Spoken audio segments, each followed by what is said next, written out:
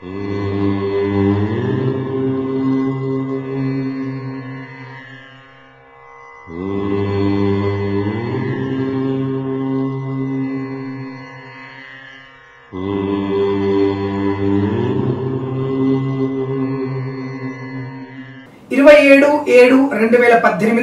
ఆషాఢ శుద్ధ పూర్ణిమ రోజున ఉత్తరాషాఢ శ్రవణ నక్షత్రంలో మకర రాశిలో ఏర్పడేటువంటి గ్రహణం ఏ ఏ రాశుల వారికి ఇబ్బంది కలిగిస్తుంది అన్న విషయాన్ని అడిగితే, ముఖ్యంగా ముందుగా శ్రవణ నక్షత్రము, ఉత్తరాషాఢ నక్షత్రము, మకర రాశి వారికి తీవ్రమైనటువంటి ఇబ్బందులు కలిగించే అవకాశం ఎక్కువ ఉంటుంది.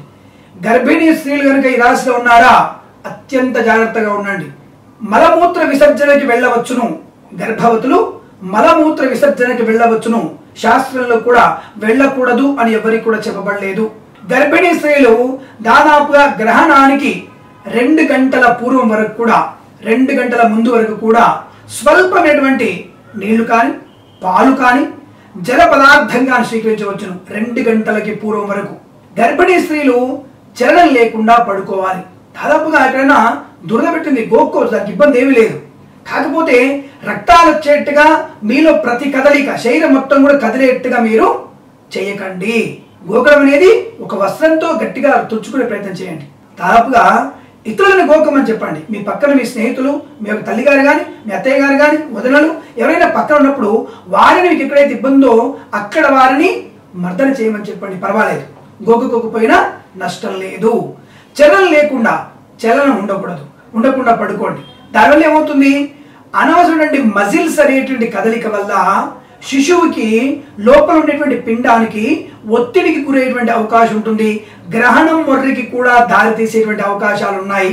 అలాగే ఈ రాశి ఉన్నటువంటి వ్యక్తులకి, మకర రాశి ఉన్నటువంటి స్త్రీలు గర్భవుతున్నట్టయితే అనవసరమైనటువంటి బయట తిరగడము, అనవసరమైనటువంటి పదార్థాలు సేవన, అనవసరమైనటువంటి విషయాలు మాట్లాడడం వల్ల ఏమవుతుంది, మంచి కుమారుడో మంచి కుమార్తెను పుట్టవచ్చును, కానీ ప్రపంచానికి ఉపయోగపడేటువంటి సంతానం పొందే అవకాశము 100కి 100 ఉండదు అన్న విషయాన్ని గుర్తించండి.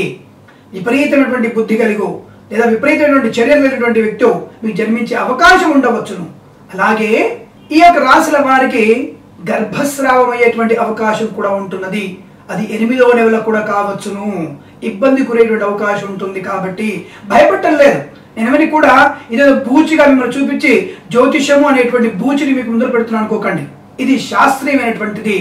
మీరు అనవసరంగా బయట తిరగకుండా ప్రశాంతంగా గ్రహణ సమయంలో ఉన్నట్టయితే మీకు అనుకూలవంతమైన సంతానం ఏర్పడుతుంది. గ్రహణ సమయంలో ఏమవుతుంది, బయట తిరగడం వల్ల లోపల ఉన్నటువంటి ఒక రకమైన శిశువు కదలిక విపరీతంగా అవుతుంది. విపరీతంగా కదిలే అవకాశం ఉంటుంది. ఉమ్మ నీరు తగ్గిపోయే అవకాశం ఉంటుంది. నేనేమి తప్పుగా చెప్పడం లేదు. స్త్రీలందరినీ గౌరవించాల్సిందే. కాకపోతే బయట తిరగడం వల్ల ఈ జలసంద్రమైనటువంటి మన శరీరం కూడా గ్రహణ సమయంలో లోపలటువంటి ఆటుపోట్ల గురేటువంటి అవకాశం ఉంటుంది. కాబట్టి ఈ గర్భిణీ స్త్రీలు బయట తిరగకపోవడం మంచిది. ఏ గర్భిణీ స్త్రీ అయినా సరే, మకర రాశి వారు అత్యంత జాగ్రత్తలు పాటించాల్సిందే. 4 గంటల సమయం మీరు వెళ్ళకిలా పడుకొని భగవంతుని ఆరాధన, లలితా సహస్రనామ పారాయణ, విష్ణు సహస్రనామ పారాయణ వినడము, మంచి మాట మాట్లాడము, పురాణ పఠనము, శ్రవణము లాంటివి చేసినట్టయితే సత్సంతాన ప్రాప్తి, లోక కళ్యాణానికి ఉపయోగపడేటువంటి కుమారుడు గాని కుమార్తె గాని జన్మించేటువంటి అవకాశం చాలా స్పష్టంగా ఉంటున్న విషయాన్ని గుర్తించండి.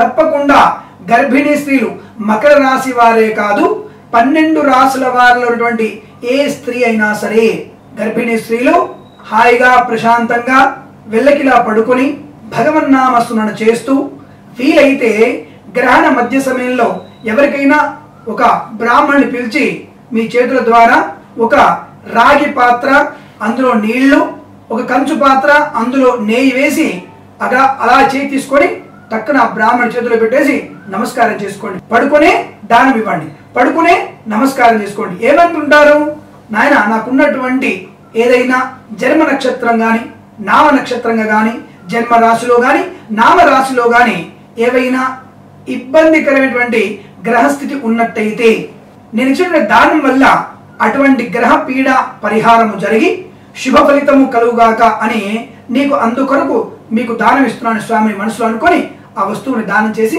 నమస్కారం చేసుకొని మళ్ళీ ధ్యానంలో ఉండిపోండి. అనుకూలవంతమైన శుభత పడుతుంది. అలాగే ఇలా ధ్యానం చేయడం వల్ల అన్ని రకాల రాసులలో ఉన్నటువంటి స్త్రీలు గర్భవతులైనట్టయితే ఇలా మీరు చేసినట్టయితే ఏది గ్రహణ సమయంలో మీరు ప్రశాంతంగా పడుకొని ప్రశాంతంగా ధ్యానం చేసినట్టయితే సిజేరియన్ ఆపరేషన్ కూడా అవసరం లేని నార్మల్ డెలివరీ అవ్వడానికి అవకాశాలు కూడా పుష్కలంగా ఉంటాయి. ఈ విషయాన్ని బాగా గుర్తుంచుకోండి.